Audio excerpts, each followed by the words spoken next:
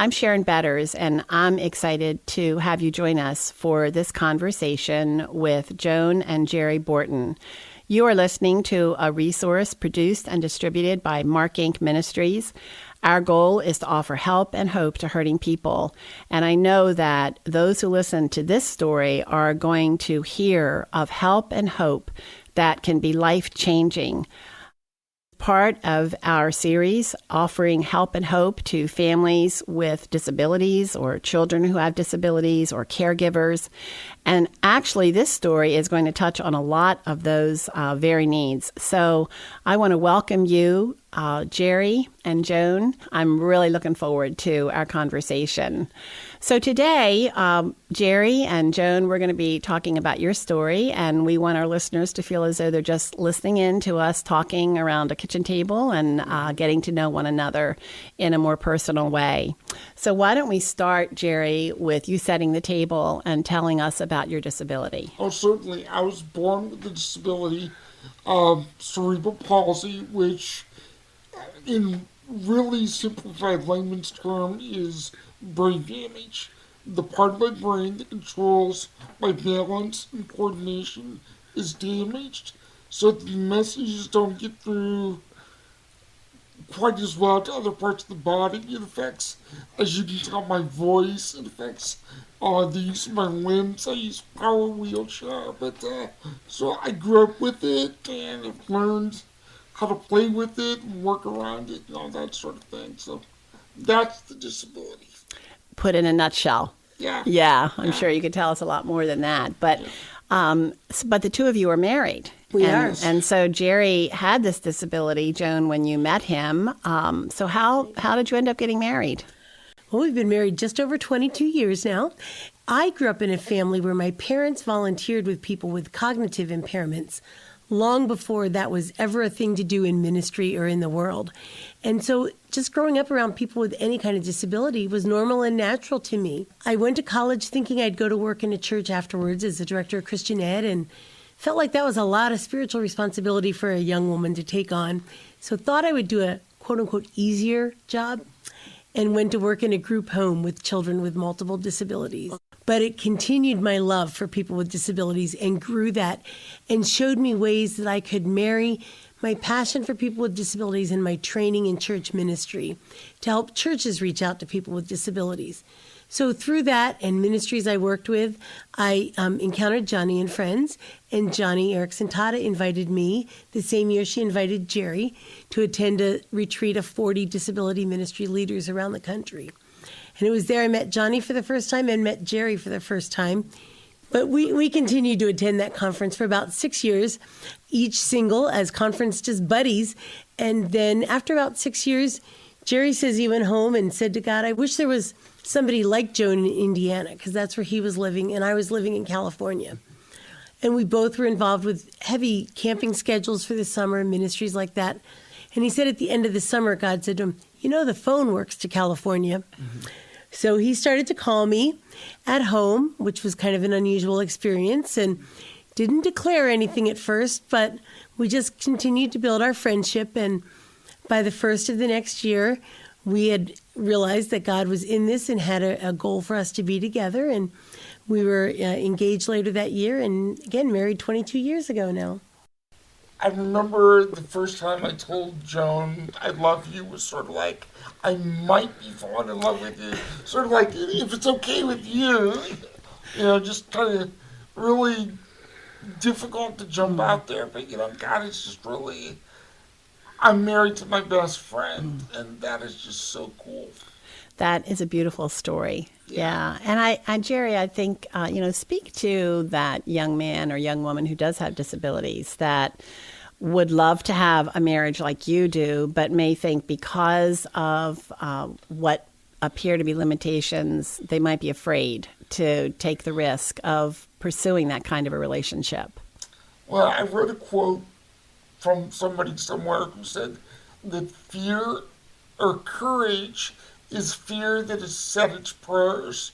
So, you know, the fact that you're fearful about putting yourself out there is normal, but if you really want to develop a relationship with anybody, you're going to have to work at finding time, finding the energy, finding the courage to do that. And in my experience, there were times in my life where dates were decades in between. You meet someone, you think this one's going to be the one, and they're not, and you're disappointed and tempted to say, I'll never try that again. But you just need to go out there and attempt it, which, by the way, is true for those of us listening who don't have disabilities. Relationships are difficult. You're right. Relationships are difficult no matter what. But I think you raise a really good point in that people who don't have disabilities or are not familiar with disabilities might see someone in a wheelchair or with disabilities and not recognize that inside that body that appears to be broken is a person just like anybody else. Exactly. They have the same needs and desires and wants as anybody else has. And so our response to them needs to be pushed through that grid. Exactly. If we wanted to take the time, we could get out a whiteboard and probably list all kinds of ways that you and I are different, because I grew up disabled and you didn't. But we could fill whole libraries of ways that you and I are the same. And I think that's a missing piece in our culture today. And Sharon, I appreciate your thoughts about seeing the person inside the disability, because so often people will stop me and say, Jerry must be so lucky to be married to you, or you did such a great thing marrying. Like, it's all about what I did for Jerry. And I do hope and pray every wife should be a blessing to their husband. And she is. But what they don't see, and I often tell them, is you only see what you think I do for Jerry. You don't see what he does for me and the ways he encourages me, he supports me, he loves me, he prays for me.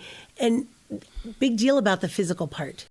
That I'm so glad to hear you say that. I think somebody needs to hear that today. I know I need to hear it too. Yeah. So I appreciate your transparency and your honesty. And there are days when the physical part is a big deal.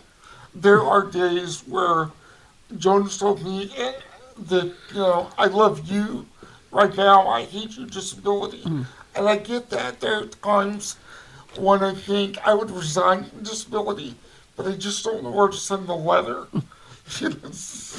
And I think we need to be real about that. There has to be a realness to the dailiness of, like, even getting up in the morning is different for you guys than it might be for me. True. So we have to be realistic about that. Absolutely. But the core of what we're saying is to see the person, to really see the person rather than the physical body outside that holds that person. So, Jerry, what are some of the things that your parents did right in raising you? They did a lot of things right. Let me just name a few. The first thing my parents did was pointed me to Jesus and encouraged me to put my faith in him and become a follower of Jesus. He's my Savior and Lord. Then the next thing they did was they let me try things.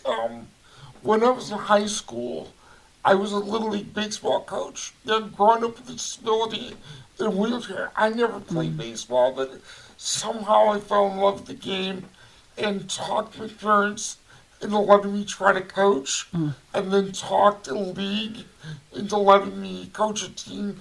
I don't know if you're old enough to remember the Bad News Bears. Oh, yes. That was my team. But over the years, I got better at it. And actually, one year, our team won a championship.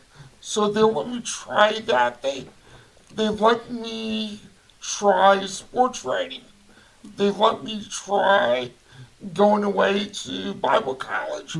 Those are tough things for parents. When I was born, the expectations of somebody born with cerebral palsy were pretty low. So Jerry, how old are you? I'm 58. So I'm thinking I'm in my 60s, and I'm remembering being raised right around the same time as you. And back then, they didn't have all the resources that are available today for So caregivers. true. Your parents were pretty amazing. They're kind of outside the box. Can you tell us a story about something that they did that was really different? I think the story it would tell would be first grade.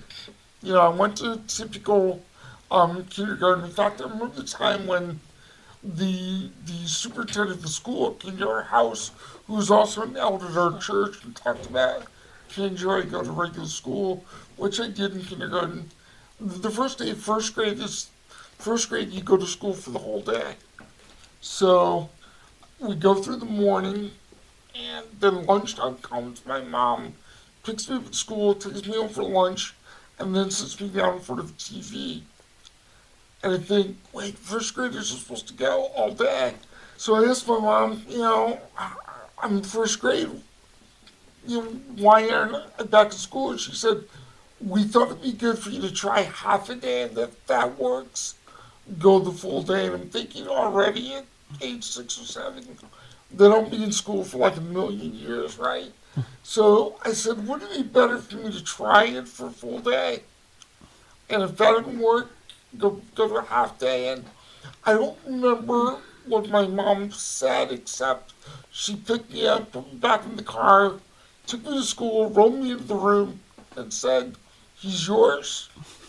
And it worked. I mean, so that was definitely out of the box thinking. Jerry, you mentioned that one of the first things that you mentioned about your parents was that they taught you about Jesus. Yes. And it just seems so ironic that now you and Joan are part of an organization called See Jesus. It's great. It's a beautiful picture of the circle of life. And I do want to talk about that later in our conversation. When you got married, I mean, we could say marriage, of course you wanted to be married and you loved each other, and that's great. But frankly, it had to be a little different than what maybe a typical marriage is. And a typical marriage has its own challenges. What do you think were challenges that you had that a typical married couple without facing disabilities would have? Well, it's a fun question when people ask us our hardest adjustment or challenge in marriage, because people do expect it to be around attendant care or time schedules. And really, our hardest adjustment then, and still continues today, is driving. Oh, yeah. We each know we're the best driver. Because it's true. We can't understand how the other is still alive after all these years, the way they drive. So it's just kind of fun. We've learned how to cope with it, but it still is our biggest challenge in marriage overall. And, we have talked about over the years, Joan does a lot of my personal care. I need help getting up in the morning, dressing, things like that. Joan does that, and we've recruited friends who a couple times a week get me up so she has a break. A couple times a week put me to bed again so she has a break. So we've sort of navigated those issues. Mm-hmm. But our number one issue is an issue that I know we share with several of our friends. So really, it's coming back to what we said earlier, that we can, I framed the question expecting you to say, well, it was getting adjusted to the mornings and the evenings and taking care of Jerry and all that. But your thoughts go right to the same kind of issues that other married couples have. That's right. Those are the issues that you deal with. And it's a good thing to remember, again, for anyone who either has disabilities or doesn't. You're just as normal as anybody else in many ways. Yeah. Yes. Yeah. Right. So how has your marriage changed over the years? And how has marriage helped you to grow in your faith? For me, I think marriage matured me to a level that I've never gotten to without being married. I don't know of any American male who was really ready to get married when they got married. That having somebody literally next to me that I'm responsible for grew me up.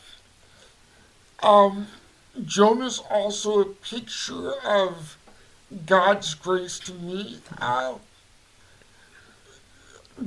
Only God knows me better than Joan does. And she still loves me. That's a picture of grace. And that just continues to grow as we mature. I think for me, our marriage has chipped away at my selfishness and my control. Having worked with people with disabilities, and for many years I was a live-in house parent or a live-in attendant, so I was the one responsible for people. And again, while we didn't talk about it and I didn't go into marriage with Jerry thinking I was in control, there's still that part, well, he can't do X, Y, Z because of his physical disabilities, so I need to pick those things up, plus everything I'm doing. And it really took a while for me to learn that God didn't call me. He called me to support my husband, to be in ministry with him, to encourage him, to work with him, but I didn't have to make up for his physical deficits because of his disability. God might have other people who he wanted to bring into our lives to help with those things, or we just needed to let those things go. So it helped me understand a little bit more and practice day by day, sometimes hour by hour, letting go of my issue for control and what it really means to let Jerry be the leader of our family, even though on the practical level, I may be the leader. And this is a bit of a sidetrack, but I remember one day after reading Ephesians again, saying to Jerry, it just really stinks. The Bible says I have to submit twice. I have to submit to you and I have to submit to God. And that's just not fair. And I said it a little tongue-in-cheek, but also with feeling like, why do I have to do that? Until Jerry replied. And then I said, if you could add a couple of verses, the passage really does say that you have to submit twice. The passage also says to me, the husband, I have to die. And that's why I said it. I have to die. Yeah. And there are times when I've had to do that. I'm an overachiever. And I've had to many times and still have to remember that what I really need to do is love my wife. So just because there's a next mountain out there doesn't mean God's calling me to climb it. I'm to love my wife to the point where I have to die if that's what's necessary for her. And that's every husband has to do that. Yeah. Dying to self. I mean, wives too, That's where right. it's a mutual submission is. and a mutual dying. That's right. Joan, you mentioned that you did a lot of caregiving before you were married. Mm-hmm. So talk to the spouse or the wannabe spouse of someone who does have disabilities. That does not have the experience that you have had. I mean, a lot of what you knew, a lot of what you were signing up for in a way. Yes. Talk to that person who hasn't had that kind of experience, but is passionately in love with the one who is going to have extra special needs. What advice would you give? One, I think you've got to be able to talk and be honest, because as I mentioned, it was nice to get kudos for a while of people thinking I'm such a wonderful person for being Jerry's caregiver. And that feels good, but that becomes a burden very, very quickly. So there has to be people that you can be honest with, whether it's your spouse, your best friend, your pastor, a mentor at church, somebody to say, this is really hard and I'm struggling and I need some help. So the first thing is really admitting that and dealing with that. And then I think it's looking for what would be something that would be the most helpful. There have been times where I've said to Jerry, I'm at the point where I just need a weekend away. And so he's gone and gotten friends to be his attendants for that weekend and sent me off to a hotel, and I'm just alone. That's not always practical for everybody in their budget or in their time frame. So it's what is it in the course of a day that you could do? Is it sitting down and eating your lunch in front of your favorite news show or something and just blocking out the rest of the world? Is it a 10-minute phone call with a friend? Is it taking a bath for 15 minutes before you go to bed? So I think it's important to find something every day or at least every other day that you can do, even if it's just a few minutes. That's for you to kind of center yourself on that. And as the person who is being cared for, one of our responsibilities is to study a caregiver. Joan will tell you that I go through better seasons than others when I do that. But I can tell when Joan needs a break, and so I can ask her, have you thought about a weekend? And I think caregiving friends, we have to take our Superwoman or Superman capes off. Don't just send them to the cleaner or put them in the thrift store. Nobody else needs it. Burn that Superwoman cape because we can't do it all. So for me, I've come to the understanding that balance means I'm choosing what balls I let drop. For this week, because I know I've got this heavy schedule, I'm going to say I'm not doing laundry at all this week, and I'm okay with that. Now, if I don't do that for a couple weeks in a row, that's a problem. But if I drop that for this week, next week I might pick that up, but have to say, I can't grocery shop this week. We're going to eat off of everything in the freezer or in the pantry, or I can't go out for this particular fun event I want. So it's choosing each week. What do I need to be able to consciously let go of? And then I don't have guilt that I didn't get the laundry done because I said, I know I can't fit that in this week. And, can I say one more thing to caregivers, and especially those who are wanting to follow Christ with their life? Matthew says that Jesus tells us to come to him if we're weary, and he'll give us rest. And we hear that and we think, yeah, but I don't know that I can really practically experience that. But if you read on to the next verse, he tells us how to do that. First, to come to him. So we have to make the move. We can't just expect him. So we need to go to Jesus. Then we're to take his yoke upon us. So we have to physically put ourselves in the position to walk with Jesus.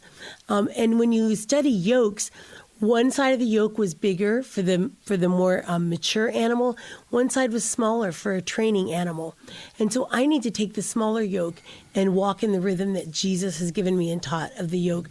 So come to me, take my yoke upon you, and then your burden will be easier and lighter. And I think we miss that sometimes. But Joan, how do you practically do that? What does that look like? It means making sure that I have some time in the day to spend with God. It's not always the morning, and it's not always the ideal 15 to 30 minutes to 45 to an hour, depending who you hear from. Sometimes it's a few minute sentence prayer as I'm going, or reading the verse on my perpetual flip calendar and saying, Lord, make this real in my life today. Or doing that. So, and sometimes it really is taking the half hour or more in the morning to sit down and really commune with God. But it's making sure that he's a priority in my day and I'm running things by him. Not just a priority. He's the start. He's the focus of my day.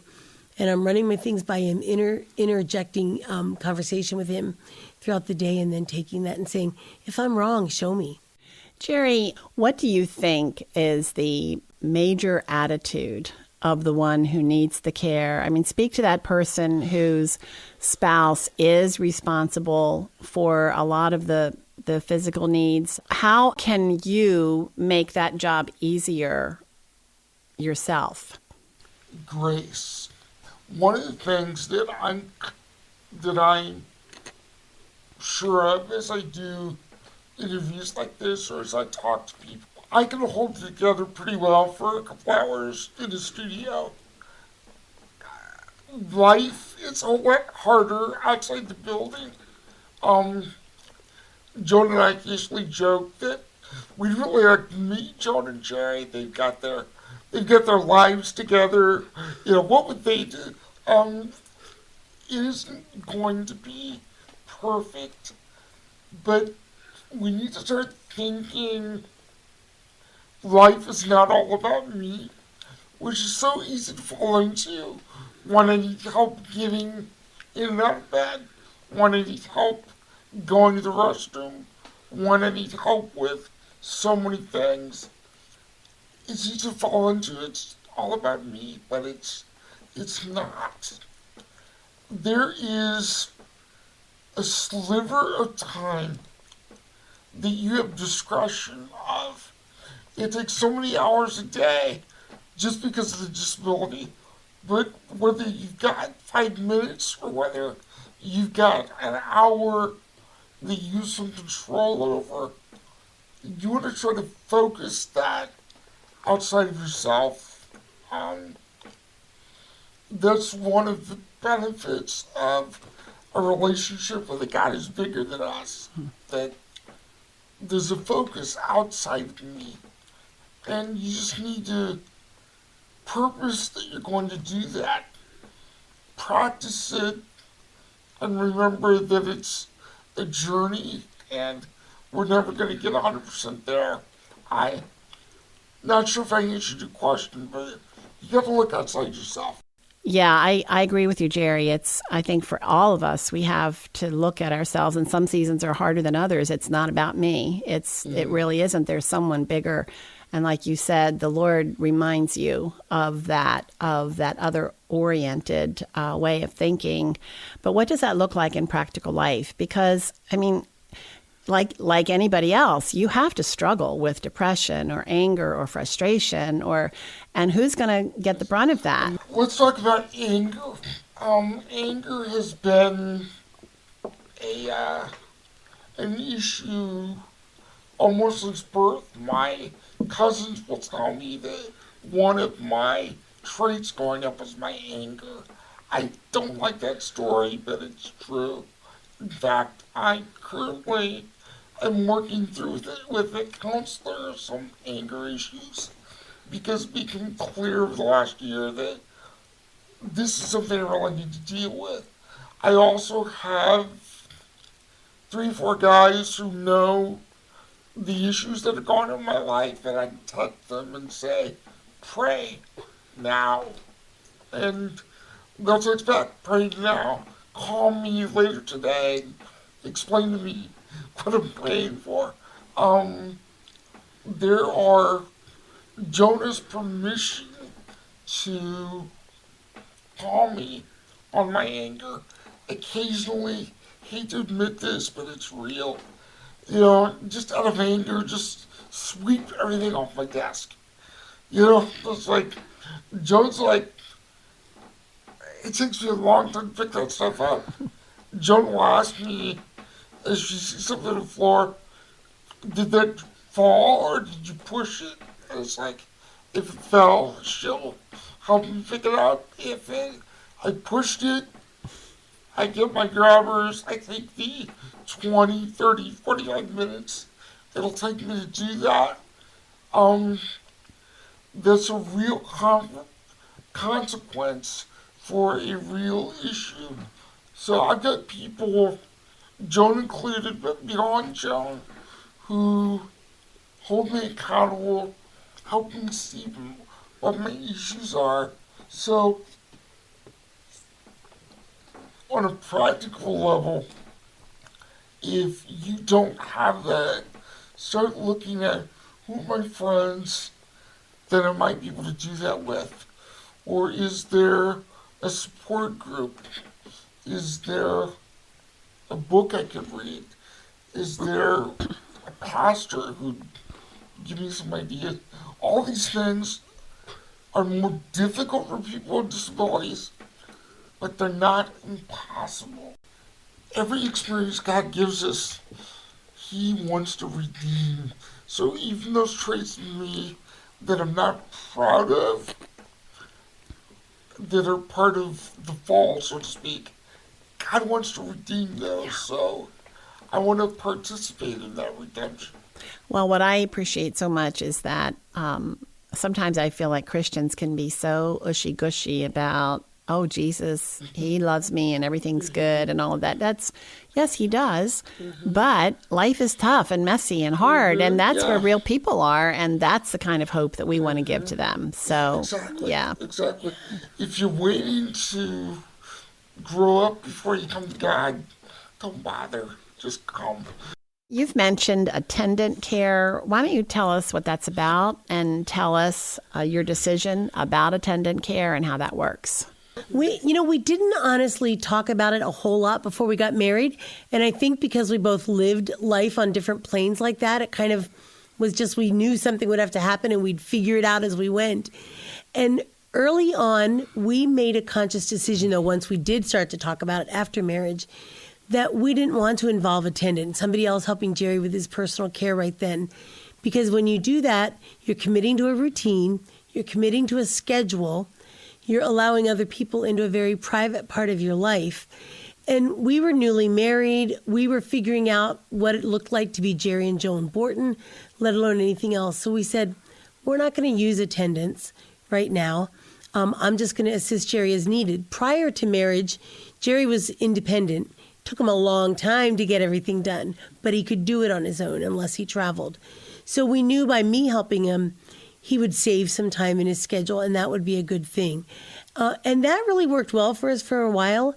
I will say, though, some very good friends of ours at the time gave us a lot of grief on that, people who live with disability, and told us that was absolutely wrong to have a marriage where you didn't use an attendant, because the spouse, the well spouse, should not be doing the personal care. I would just encourage people out there who are listening, marriage is so individual and personal. Let each couple figure out what works for them, and seasons may come where it changes, which it did in our life. But I don't believe it was a wrong decision at first. It was just different than what others chose. But there was a time then when my best friend's husband died very suddenly, and Jerry said, "You got to go be with her." So he just said, "Get on the plane, I'll figure it out." And that's what he did. I went to my men's group and I said, "Look, here's the deal. Here's what I need." And basically gave them step by step, this is really what I need. And a couple of the guys said, "We'll do that." And, it went from there. And then after the emergency was over, some of those friends said, "Well, we could do this ongoing and give Joan a break." So while we didn't intentionally move into attendant care, it became that as friends just continued to come alongside us. And, one of the questions that may come up from the audience listening is saying, but how do you find those people? Because we get that question a lot. And yes, you can get paid attendant care, but there's all kinds of challenges in that because of the regulations of what kind of training they need, et cetera, et cetera. Currently, all of our caregivers, all of our attendants are volunteers. And how we get them is Jerry asks. And, people just forget about that sometimes. And granted, Jerry's more able-bodied as a disabled person than some people. And he's fun. He's got a great personality. So people enjoy being with him, which makes it a little bit easier. But you just got to ask and say, "This is my need. Do you know anybody who could help?" One of the things that you've mentioned throughout our conversation is your relationships with other people.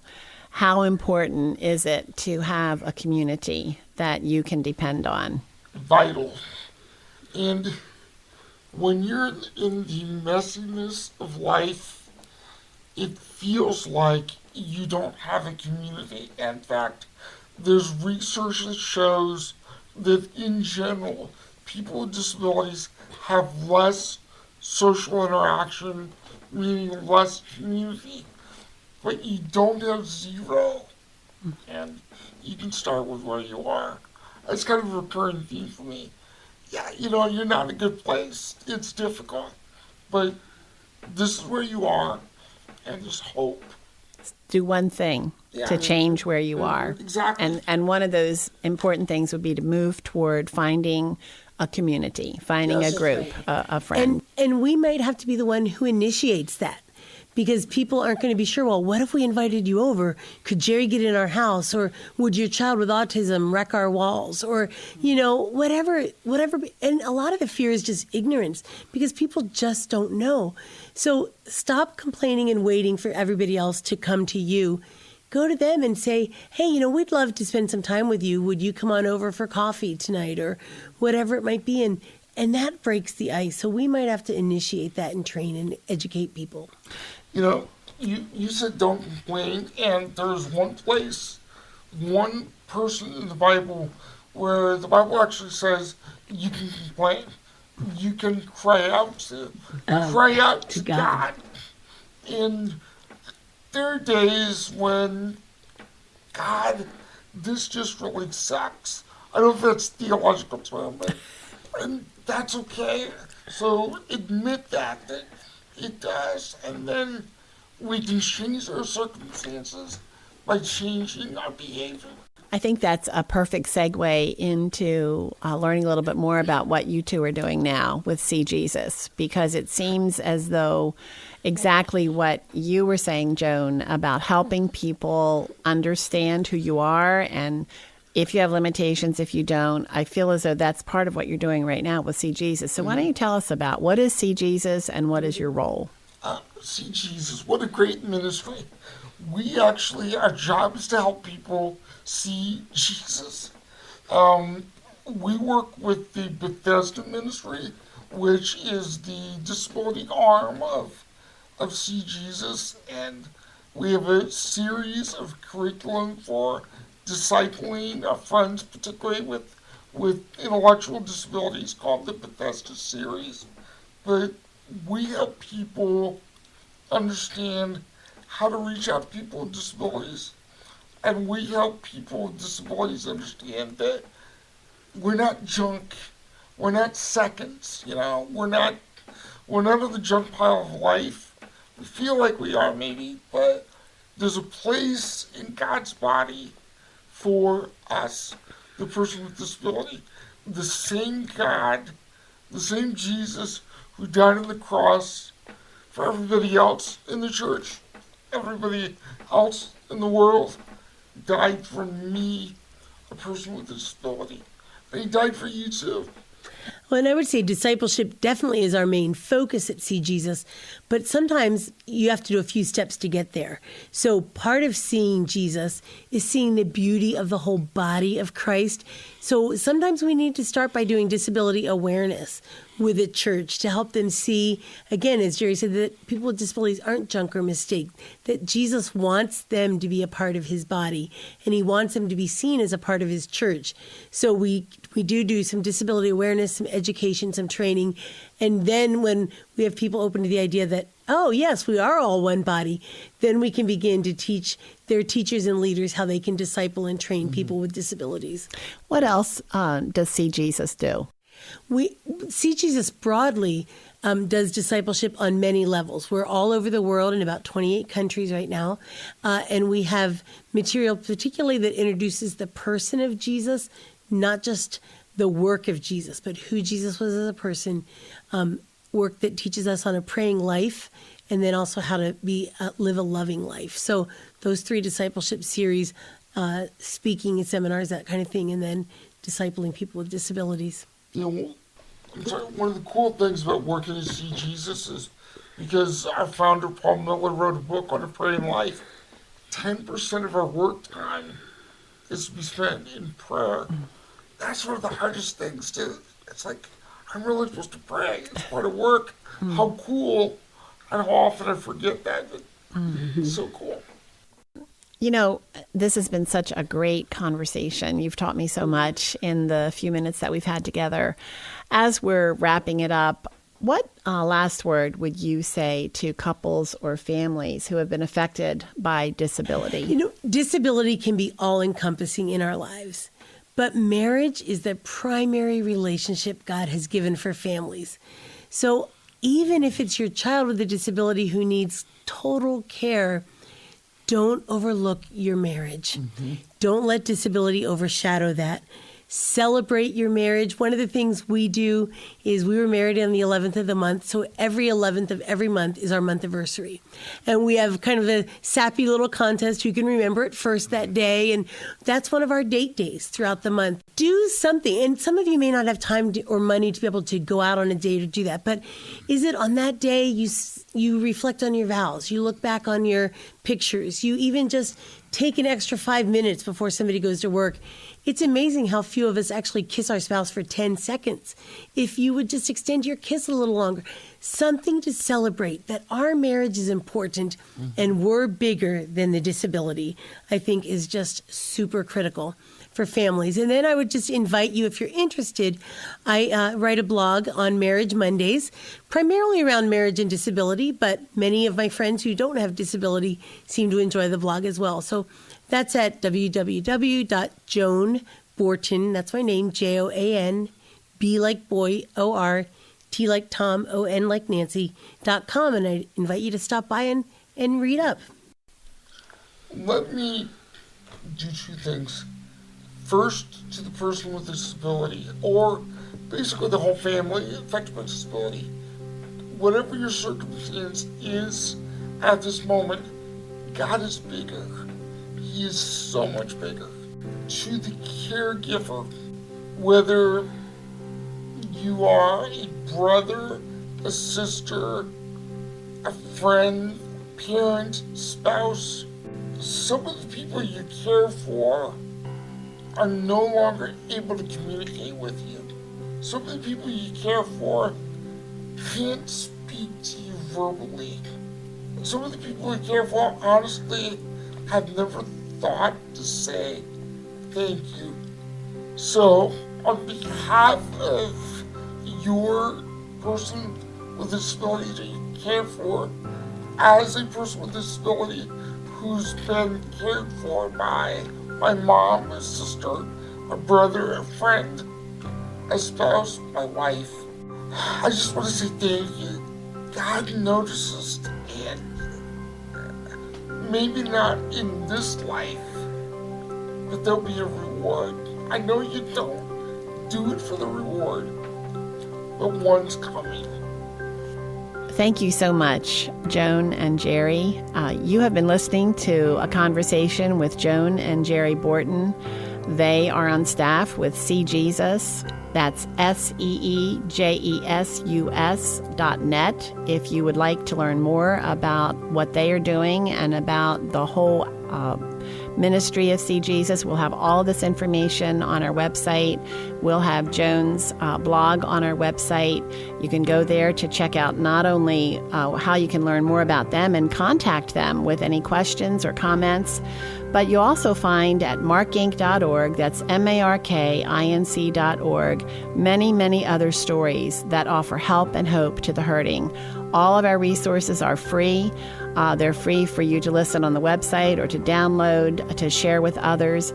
And we hope that we know that this conversation has been encouraging to you, even if you yourself do not have a loved one with disabilities, or you know someone who needs to hear this story. You know someone who needs to hear this help and hope, and we hope that you will share it with them.